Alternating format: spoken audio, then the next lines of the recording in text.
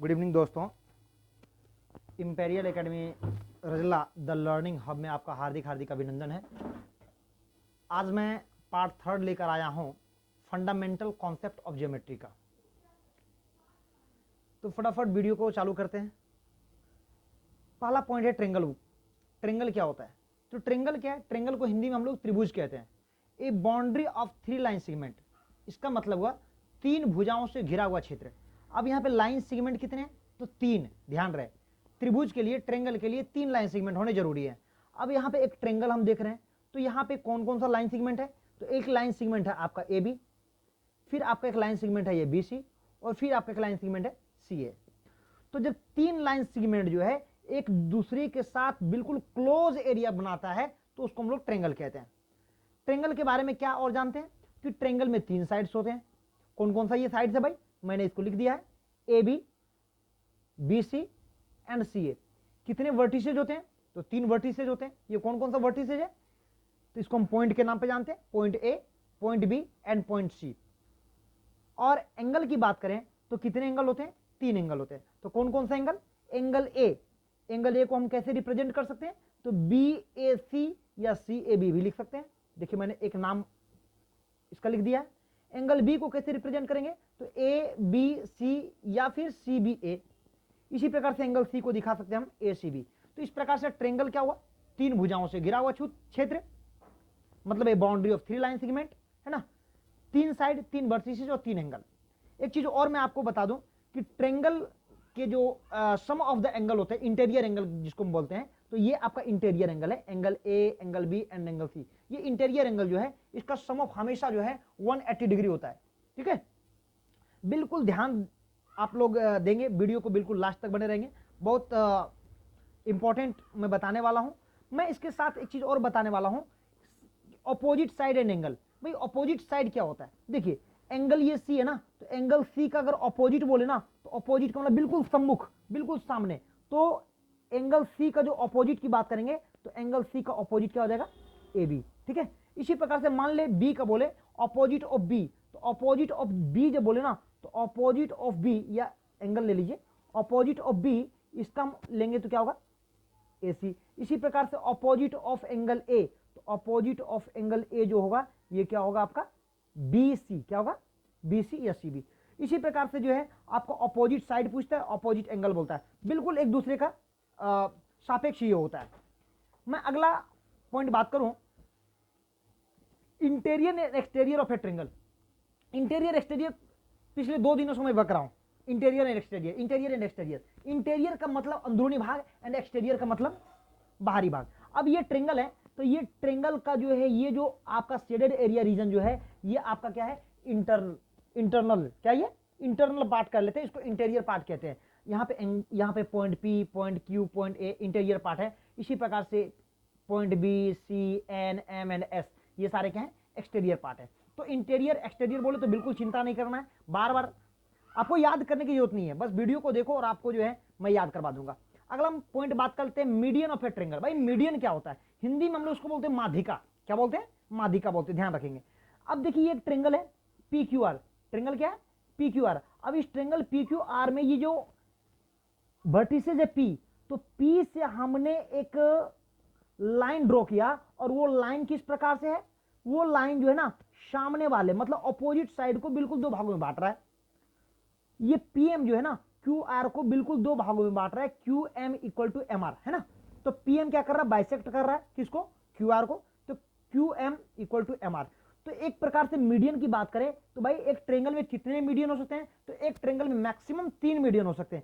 एक मीडियन ये हो जाएगा, फिर आपको हम सेकंड बोल सकते हैं, तो भाई सेकंड मीडियन ये हो सकता है, और फिर इस प्रकार से बात करें तो ये थर्ड मीडियन ये हो सकता है। फिर मैं मीडियन के बारे में यहाँ पे चर्चा करने वाला हूँ। लीजिए मैं इसको ड्रॉ कर देता हूँ, ये आपका थर्ड मीडियन हो गया। ठीक है, तो कितने मीडियन हुए?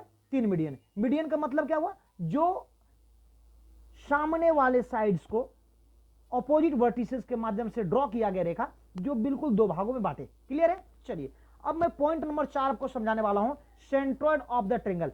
इसी कहानी में जो ना, इसी कहानी में हम जो है सेंट्रोइड ऑफ द सेंटर समझ लेंगे, ट्रेंगल समझ लेंगे।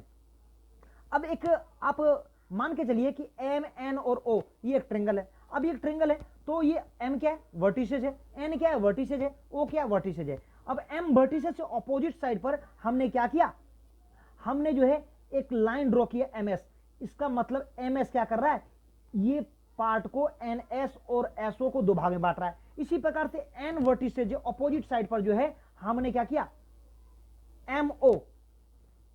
mo पर जो है हमने क्या किया, एक लाइन ड्रॉ किया जो इसको बिल्कुल दो बराबर भागों में बांट रहा है, मतलब mt इक्वल टू to। इसी प्रकार से o वर्टिसेज से हमने क्या किया, nm पर जो है लाइन ड्रॉ किया जो बिल्कुल इसे बराबर भागों में बांट रहा है ना। तो हम अलग अलग तरीके से जो है तीनों को बताएं भाई कि कैसे दोनों को अलग, दो अलग भागों में बांट रहा है। अब यहां बात कर लेते हैं, तो ये जो कटिंग पॉइंट है ना, ये जो क्रॉस है, इसी को हम लोग बोलते हैं सेंट्रोइड। क्या बोलते हैं, सेंट्रोइड्स। तो यहाँ पे जी जो है ना, इसको क्या बोलते हैं, सेंट्रोइड्स कहेंगे। अब बात करें भाई सेंट्रोइड्स, ये हमेशा इस पर जो है ना आपके क्वेश्चन एमसीक्यू क्वेश्चंस आते हैं कि भाई सेंट्रोइड जो होता है, सेंट्रोइड जो होता है वो किस प्रकार से डिविजिबल होता है, किस प्रकार से, किस अनुपात में वो विभाजित होता है। तो यहां पे कहते हैं कि the centroids divide the medians in the ratio of 2:1। हमेशा जो ये जो सेंट्रोइड है ये हमेशा मीडियन को 2:1 में विभाजित करता है। कितने अनुपात में, 2:1 में। इसका मतलब ये है कि जैसे ये एन टी यह एक मीडियन है, तो एन जी और जी टी का जो अनुपात होगा, एन जी होने वाला है 2 तो जी टी होने वाला है 1। इसको हम इस तरह से लिख सकते हैं, इसको हम ये लिख सकते हैं कि एन जी बराबर जी टी का डबल है ना, 2GT। इसी प्रकार से हम एम जी की बात करें, ये एम और ये जी, तो ये भी कितना होगा 2 और ये भी कितना होगा 1, एम जी और जी एस है ना। अब देखिए यहां पे क्या लिख सकते हैं, इसी तरीके ये इंटू जी टी है तो बाय जी टी, हमने उसी चीज को लिखा है, एन जी बटे जी टी इक्वल टू 2:1, हमेशा 1 छिपा हुआ होता है। क्लियर है। तो centroid of the triangle, centroid क्या होता है, वो मीडियन को वो मीडियन को 2:1 में विभाजित करता है। अब मैं अगले पॉइंट्स की बात करता हूं, जो पॉइंट नंबर 5 है। ये पॉइंट नंबर 5 क्या कहता है, पॉइंट नंबर 5 कहता है एल्टीट्यूड ऑफ ए ट्रायंगल। भाई एल्टीट्यूड क्या होता है, जिसको हम लोग शीर्षलंब कहते हैं या ऊंचाई कहते हैं, शीर्षलंब या ऊंचाई कहते हैं। अब एक त्रिभुज है, हमने क्या चौथा पॉइंट में भी देखा था कि एओ जो था ना वो सामने वाले ऑपोजिट साइड को 2 भाग में बांट रहा है। यहां पे ये 2 भाग में नहीं बांट रहा है, ये क्या कर रहा है, ऑपोजिट साइड पर परपेंडिकुलर है। परपेंडिकुलर का मतलब होता है 90 डिग्री, परफेक्ट 90 डिग्री। इसका मतलब है कि AO perpendicular to BC, AO perpendicular to BC. तो कितना फॉर्मेशन हो रहा भाई, परपेंडिकुलर का मतलब ये 90 डिग्री है ना। तो AOC and AOB both are forming 90 degree है ना। अब यहां पे देखिए क्यों, एक सीधी रेखा ना, एक सीधी रेखा में हमेशा 180 डिग्री का कोण बनता है। कल ही हमने बताया था, कॉम्प्लीमेंट एंगल है ना। तो ये 90 तो ये भी 90। तो आपको एल्टीट्यूड ऑफ द ट्रायंगल समझ में आ गया होगा है ना। मैं आपसे जानना चाहता हूं, फटाफट अगर बताओगे शायद आपको, जो आप जल्दी से कमेंट करके बताओ कि एरिया ऑफ ट्रायंगल क्या होता है। एरिया ऑफ ट्रायंगल क्या होता है, किसके लिए, जब एक परपेंडिकुलर ड्रॉ हो, एक परपेंडिकुलर। फटाफट आप कमेंट करके मुझे बताओगे, देखूंगा मैं आप लोग कितने समझदार हो। अगला मैं इसी पे बात कर लेता हूं, ortho centre of the triangle. अब ये ortho centre of the triangle ये क्या है ना। अभी हम जो है पिछले चैप्टर में हमने यहां पे देखा था सेंट्रोइड, क्या देखा था, सेंट्रोइड। लेकिन हम यहां जो अब देख रहे हैं, ये देख रहे हैं ऑर्थो सेंटर। क्या देख रहे हैं, ऑर्थो सेंटर। तो भाई ऑर्थो सेंटर क्या होता है, ऑर्थो सेंटर की बात करते हैं तो एओ, ऑर्थो सेंटर की बात कर लेते हैं।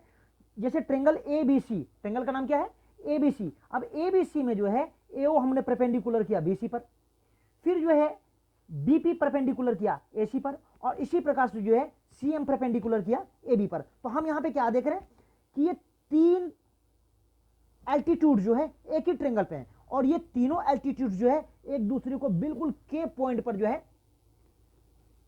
क्रॉस कर रहे हैं, के पॉइंट पर एक दूसरे को कट कर रहे हैं है ना। तो यहां पे ये जो पॉइंट के जो है उसको हम बोलते हैं ऑर्थो सेंटर। क्या बोलते हैं, ortho centre of the triangle.